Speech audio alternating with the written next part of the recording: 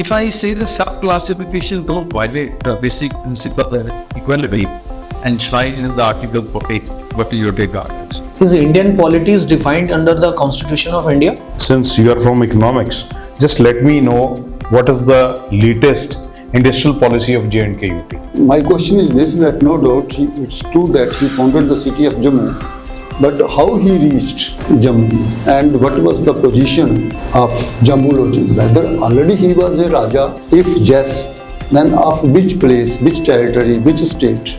Okay, power corrupt, absolute power corrupt, absolutely. Explain it, who made this statement?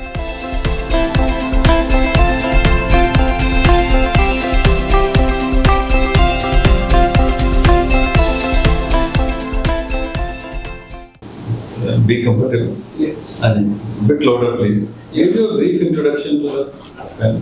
Yes, sir. So my name is Ritvik Gupta. I'm 22 years old. I was born in Jammu district of JK, from where I have done my high schooling.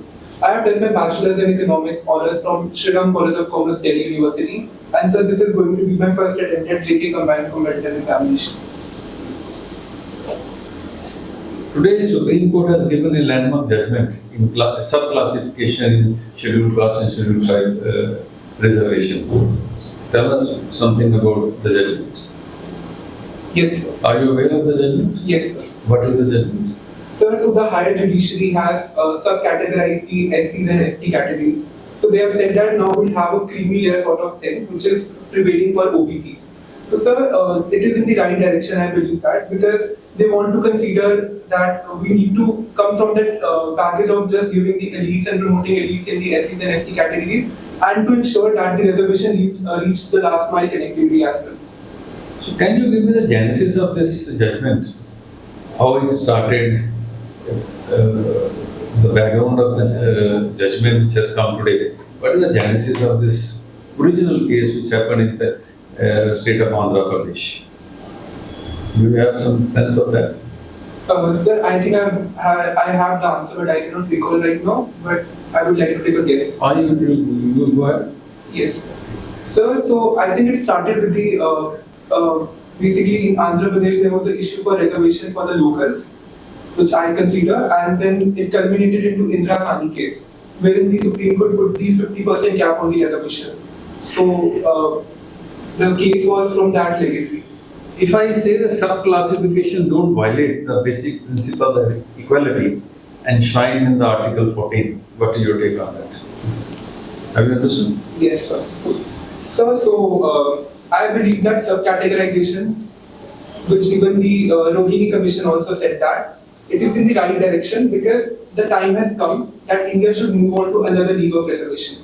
Because we have seen that in various cases that there is certain section of elites which are being promoted from various other categories like SCs and STs. So Supreme Court or the higher judiciary is mindful of the fact that we need to promote the last mile beneficiaries in the reservation as well, because we need India to go on the path of inclusive development. Sir, at the end of the day, we are a welfare state, so we need to upheld the constitutional morality. Okay. Recently, with effect from 1st July, new 3 criminal laws have been implemented. What are the major one change which has come in that laws? Can you? Yes. One is Nyaya Sanhita. Yes. So there is a one major change which has been incorporated and which is effective from 1st July 2024. What is the major one change which has happened in that law? Can you spell out that? Yes, sir. Sir, the laws are to remove the colonial legacy. That is there. That is there. Yeah, there are many provisions in the laws. One thing which I think which you are talking about is the zero FIR. Now we can file FIRs in various police stations, so it's not that if the case is falling under particular jurisdiction, so we have to go there. We can file the FIR in any police station, and it has reached the flexibility and the accessibility for the crime to be reported. There is something regarding the if someone used deceitful ways of hiring person or giving promotion. Can you make a sense of that? There is one specific clause which has been introduced in the new law, where somebody is getting employment or somebody getting promotion in the jobs and the employer using deceitful manner. It has become a punishable act. That is the major change which has happened. Can you spell out that? Sir, I think I just need a hint in this thing. Okay. Because I cannot We have seen the huge ecological disasters happening in Kerala, and today we have seen in Himachal. What is your sense of that? Where we are going wrong in maintaining the ecological disaster, and what is your view on that? Yes, sir. Sir, I believe that there are certain things which even the commissions are set up to look after this. For example, the recent incident which happened in the Wayanad, Kerala district, the landslide turned a village into a ghost village in the night. So, sir, where we are going, where we are lacking is that the commission, Guardian Commission or Kasturi Rangan committees, they have said earlier also that these encroachments are illegal because this is in the ecological sensitive zones. So, mindful of the fact, and the government still go with the local politics because people were resentful because they were not ready to leave their places. So they ignored the warnings of the commission. So sir, one thing is there. And also sir, the time has come that we need to understand that the climate is not a low politics. It has entered into the era of a high politics domain. So we need to understand the sustainability issue which has to be taken into account of Disaster Management Act. What was the basic difference in the recommendation of Professor Gadkil and scientific Kasturi Ranjan? Yes, There were sir. two individuals who had given specific recommendations on the ecological balance of in Western Ghats. Can you specify the recommendations of Professor Gadkil and Kasturi Ranjan? What was the basic difference in the recommendations of these two gentlemen? Yes, sir. Sir, I think I have the answer, but I would like to take the guess because I'm You not take sure. the about guess. You go by Professor Gadkil first. Yes, What sir. was his main recommendation? Sir, it is regarding the Western Ghats, that because Western Ghats were the stable plateaus at some point of time, but now we have seen the landslide in that era, similar to the Young's Himalayas as well. So he recommended that we need to establish, we need to replace the population from there to some safer place. And regarding Kasturi Rangan, I think it is related to ecological sensitive areas. Recently, the Government of India, Ministry of Environment has also draft guidelines regarding the Western Ghats. Do you have any idea about that? Sir, I couldn't keep Recently, that back. this is what the Home Minister said, that we have cautioned the Kerala government, but the Kerala government didn't act upon those advisories of the Government of India. Yes, sir. So the ministry recently released the notice that we have warned the Kerala government, but they didn't look after this because the elections were What near, we so- see that the guidelines issued by various panel experts, Government of India, are not being implemented by the state. Do you think is a right time to shift the environment from the concurrent list to the union list? What is your view on that? Is it right time, or it should remain in the concurrent list? What is your view on that? Yes, sir. So going by the constitution, it envisages India as a federal country. And so, since I'm an economics honors student, and we have been taught that the things which are to be done at the local level should not be done at the central level. So, sir, if we promote everything under the union list, it would be impinge on the powers of the state. So, the need of the hour is cooperative federalism because, sir, programs can be different, but the aspiration for the country like India cannot be different. So, we need to strengthen institutions like interstate council so that more and more cooperation could be made. You studied economic honors and a subject like international economics, public.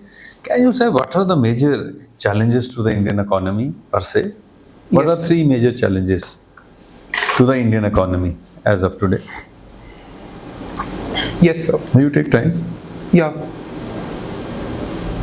So, sir, the three major challenges which Indian economy is going through right now is, so first of all, we are on the recovery path from the COVID. So second, the banking reforms are due. And the third, the recent, we are seeing a trend of stigmatized capitalism being emerging in Indian economy. So we are looking at US elections where Kamala Harris is likely, we don't know what will be the mandate in August by the Democrats. But likelihood, as we see that Kamala Harris is very likely to be nominated by Democrats for November elections. If she wins, because we see her focus on refugees, pro-immigrants, pro-refugee, pro-migration, pro-Palestinian, and since she is young, a young voter, migrant voter, black voter, so if she is elected as a US president, what will it has any effect on Indo-US relations? As a student of international economics, public economics, you have studied so much of subjects in your economic honors, and coming with the options of PSIR. What do you take? If she is elected, it will positively or negatively impact Indo-US relations? Yes, sir. So rightly said by you that she is targeting the youth of USA. And sir, if she get elected, so sir, we need to look at the international politics which is going on. So per se, the personality thing will keep it secondary because sir, international politics, the need of the time demands that India and US should form a strategic alliance so as to challenge the aggressive China. So sir, no matter Democrats come, Republicans come, so anyway we'll have a very good relations with United States because we both are deemed to be a natural partner. So now if Kamala Harris comes to power, it would be a pride for a country like India because she has some roots in India. So sir, when Indians go to US or now if they go to Britain, so they don't face that immigration biasness because somehow immigration officers are fearful that they might be relatives of Rishi Sunak or Kamala Harris. So it would be a pride for Indians. But yesterday, President Trump has made a comment upon Kamala Harris that she is black, she is Indian. How you take this comment of Trump going forward? Whether it will positively impact the elections because he has targeted her, she has to take a position whether she is Indian or she is black, because she is targeting both the communities in elections: youth, black, and immigrants. So do you think that the comments made by Trump is negatively or positively impact the US elections? Yes, sir. So, in my humble opinion, time will decide that. But US is a country which offers lots of ground to the immigrants. It offers equality. So we have seen even black presidents like Obama in the past. So I think the youth is now focusing more on the global politics or what the president has to offer for the country, rather than the past or from which the president keeps the roots. My question is otherwise. My question is that Trump made a comment upon her, whether these comments will impact his elections positively or negatively. Trump's chances of winning the elections. He made a statement against Kamala Harris, she is Indian or black. The comments made by President Trump would positively or negatively impact his chances by targeting this lady as a black or as Indian. That is the question. All right, sir. So US is also dominated by Anglospheres, lots of Indian population. So calling her a black or an Indian would hurt the sentiments of Indians. So I think the votes would be diverted toward her rather than Trump. So Okay, it could be impacted in a positive way. Thank you. Sir, Ritvik, you have mentioned analyzing Indian foreign policy is your extracurricular activity. So, what is the strategic autonomy and how it is different from non-alignment movement? Yes, sir. So, strategic autonomy is a new facet of non-alignment. Non-alignment was a thing of the past, which was introduced by the first foreign minister and the Prime Minister, Honorable Prime Minister Nehru. So, it was principal distance stand.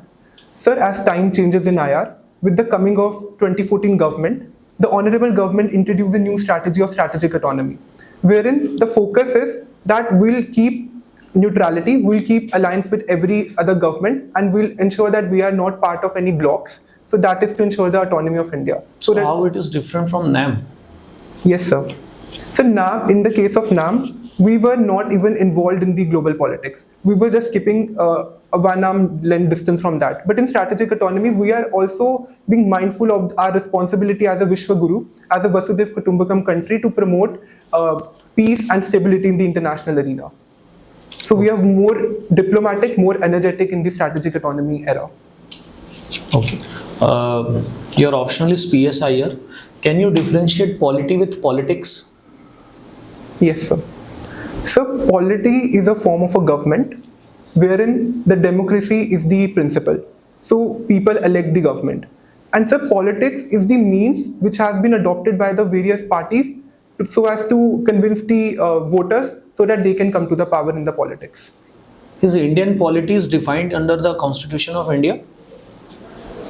Yes, sir. So we are a parliamentary democracy, and some articles do mention about how we should elect our legislatures and things. Polity is all about the elections. No, sir. Then Sir, it is a whole of country approach. I believe that polity is also about state socialization, empowering the voters, upheld the constitutional morality, and to also ensure that country goes on the path of ensuring the peace at the global level. what do you mean by constitutional morality? Yes, sir. So, constitutional morality is to uphold the principles of constitution which have been shrined in the form of Part 3 and Part 4 and other things as well. So, India is a country which is being rooted so much in the traditionalism, orthodoxies. So, we prefer social morality. So, this term was first given by Honorable Dr. B.R. Ambedkar. Later on, Supreme Court keeps mentioning about constitutional morality because now the time has come that we should not judge the social morality. We should judge the social morality from the altar of constitutional morality. Okay. What do you understand by the doctrine of social contract? Sir, doctrine of social contract has its origin in the Hobbes era. So Thomas Hobbes introduced it. So sir, it is to actually convince the government about the people of the nation about the government legitimacy. So it is to tell that we are the people of India. In the past, we entered into a contract and we have elected the government. So sir, it is to give a tacit consent so that because in the elections, some majority population elects some party. So there are other people who don't support. So to convince that you have not given your vote, but the party has come. But since in the past you have went under the social contract, so we have to oblige to the state because we are giving a tacit consent, even if not an explicit consent. Okay. Yes, sir. What do you understand by the ransomware? Ransomware, yes, sir. Sir, ransomware is a kind of a cyber attack wherein a malicious software is being deployed in the digital device so as to extract the information, and then they demand for some ransom from the particular person who have been victim of the attack. Okay. What do you know about Abraham Accord? Yes, sir. Sir, Abraham Accord has been the policy of Trump, who ensured that the peace has been established in Middle East. So it was to fit Israel in the regional security architecture of Middle East. Okay. How many countries signed that? Sir, it started with Egypt, then UAE, and US was already there, and Jordan joined, Bahrain, and Sudan is also yet to ratify it. Okay. Thank you. Sir. Sir. Okay, Ritvik, Yes, sir. you are part of NSS. Yes, sir. What is this organization? Yes, sir. Sir, NSS was brought by Ministry of Youth Affairs in 1969 so as to ensure the cosmopolitanism and so as to ensure that the youth of the country committed towards public service and delivery in the nation. So, you are in NSS at college level, na? Yes, sir. So, can you be part of NSS after leaving the college? Sir, certainly yes, because any age group from 18 to 26 can be part of NSS. Okay, fine. Okay, since you are from economics, just let me know what is the latest industrial policy of J&K-UT. Basic features. Yes, sir. Sir, so the industrial policy of Jammu and Kashmir government, like the national government, is that we have to promote the manufacturing base because of the rising unemployment. And Article 370 has certainly brought peace in the economy. Now the focus is to win the trust of the people by ensuring the more and more industrial base to be set up over here. So secondly, we have seen that in the previous era that there was lots of hurdle for MSMEs to function over here. So I'm asking about the key features. yes, sir. What incentives they are offering? So they are certainly offering interest subsidy, exemption on VAT, and even promoting training and library approach in the SITCO, State Industrial Development Corporation region. Okay. Then you must be aware of the latest budget. There are certain changes about futures and options and long-term capital gain. Are you aware of that? Yes, sir. Sir, so the government of India has increased the long-term capital gains tax because, sir, certainly government of India believed that in the past, in the recovery from the COVID era, we have given lots of incentive to the industries and various other sectors in the economy. So, sir, they believe that now it's time for them to repay back to the society in form of the tax. What is this indexation part in long-term capital gain? Have you heard of that? Sir, I Indexation. think, yes, I have the answer, but I need to brush upon this more. Okay. No issue. Yeah. Sir, Sir, Hanji sir. Bharatnagar extension behind Kamla Palace. You are a resident of Jammu. Yes, sir. So can you tell us a brief about the foundation of Jammu? Pardon, sir? Foundation of Jammu Yes. from the ancient time. Yes, sir. Sir, Jammu was founded by Maharaja Jambu Lochan. So when he was passing by the Tavi river, he saw a lion and a goat drinking the water from the same area. So he was very surprised. So he asked the people of Jammu that why even our strongest animal and the weakest animal are together? Because we have seen that contrary to our popular belief that lion perhaps would have eaten that goat. From where he came? Sir, He was already in Jammu. When he founded the city of Jammu, he was already in Jammu or not? sir, I guess not. So who was Bahulochan? Sorry, sir, I don't know about that. Yes, my question is this, that no doubt it's true that he founded the city of Jammu, but how he reached Jammu and what was the position of Jammu Lochan? Whether already he was a Raja, if yes, then of which place, which territory, which state? Can I make a guess? Yes, Sir, I think Kolkata. no. Yes, yes. So Jammu was a state and it was founded by Maharaja Gulab Singh. Means the Dogra rule was started and he was called as Raja of Jammu. After that he became Maharaja. At what particular time he became Maharaja of Jammu and Kashmir? Yes, sir. So certainly after Treaty of Amritsar, wherein and later on he purchased Jammu and Kashmir from British at the cost of 75 lakh Nanak Shahi. So from Raja of Akhnur, he became Maharaja of Jammu. He was not Raja of Akhnur, Raja of Jammu. Jammu, yes, sir. Coronation ceremony was performed on the right bank of river Chenab at Akhnur. All right, sir. So, and he was succeeded by which ruler? Yes, sir. So he was succeeded by Ranveer Singh. Ranveer Singh, Maharaja Ranveer Singh. Maharaja Ranveer Singh. Now, recently, a bill regarding love jihad has been passed by one of the states. Yes, sir. Which Sir, Uttar Pradesh, and the amendment has been made in the anti-conversion. amendment has been made. Who is the present Chief Justice of Jammu and Kashmir? Yes, sir. Sir, I believe N. Koteswar. No. He is the judge in Supreme Court. No, kar liya na. He is there. Sir, can I take a guess? Yes, yes.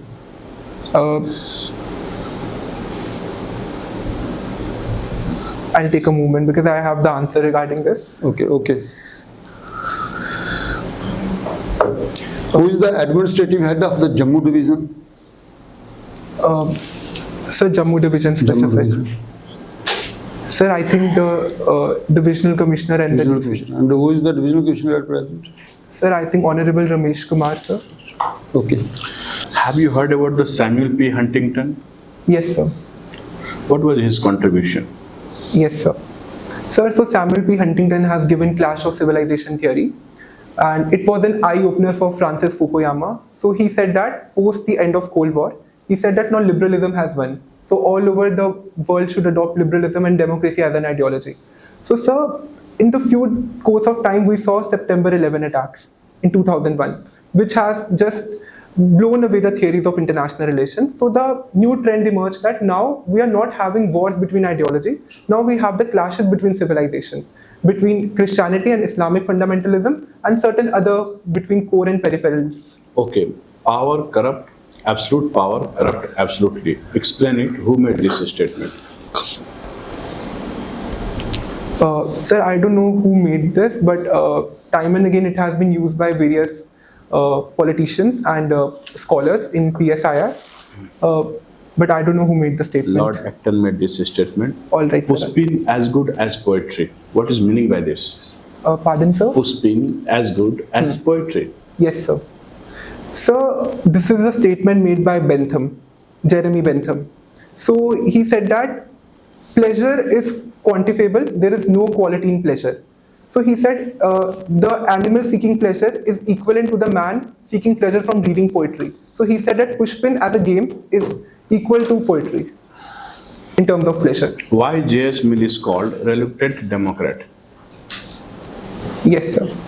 So J.S. Mill is called reluctant Democrat because, sir, he was so worried about democracy in the America that he actually proposed democracy for those people that who are well socialized with that. So he said that for countries like India, there should be benevolent despot rather than democracy. But sir, it's a twist with destiny that Indians have proved him wrong, and in a post-independent era, we turned up to be the largest democracy in the world. What do you know about the post-Cold War? Yes, sir. So post-Cold War is a world order which has been set by the United States as a universal hegemon. And so it was an era where was a global policeman like US was, and then we saw that Honorable Prime Minister Rajiv Gandhi started the stealth reform. Like he was not very vocal about that because of our alliance with USSR at that time, because we have to promote the legitimacy of showing that we are a socialist country. But then we Okay, the final question. What do you know about the West Asia crisis? Why West Asia is important for India? Yes, sir. So India suffers from the revenge of geography, and so West Asia is a region which supplies us crude oil.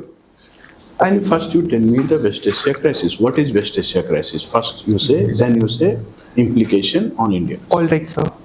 So there are different facets of West Asia crisis. First is the Arab Spring, wherein the people of West Asia started a war against the authoritarian leaders. And in the due course of time, USA intervened and Arab Spring converted into Arab Winter. And so later on, we see that there is a Sunni-Shia conflict. Because now, sir, Israel and Iran being a Shia country, is not fitting into the regional security order of West Asia. So, sir, on the upper front, they show that it's a Sunni-Shia conflict, but sir, beneath, if we look from the PSIR lens, we can see that the conflict is certain something more. So, sir, what is going on in the West Asia is Iran and other countries like Turkey. So, they are like these Orwellian states are forming a Muslim brotherhood, which is a kind of worry for Saudi Arabia, and now they need to balance it. And thus, sir, as US want to promote its hegemony in every continent as an offshore balancer, so it is intervening and creating chaos in the Middle East. And what is significant for India? So India follows strategic alignment with all, because sir, we have friends in Middle East, and so we have a significant population of Muslims in India, so we cannot hurt the sentiments of that population.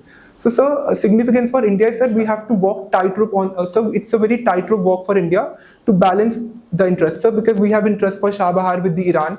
So, we have interest with Saudi Arabia. So, the biggest UAE, the Imar Group is investing in Srinagar, the Srinagar Mall. So, we have to not pick sides because our friends are at the disputes. Thank you. Okay, Okay, best of luck. Thank you. Best Okay, of luck. Mr. Gupta, good luck to you.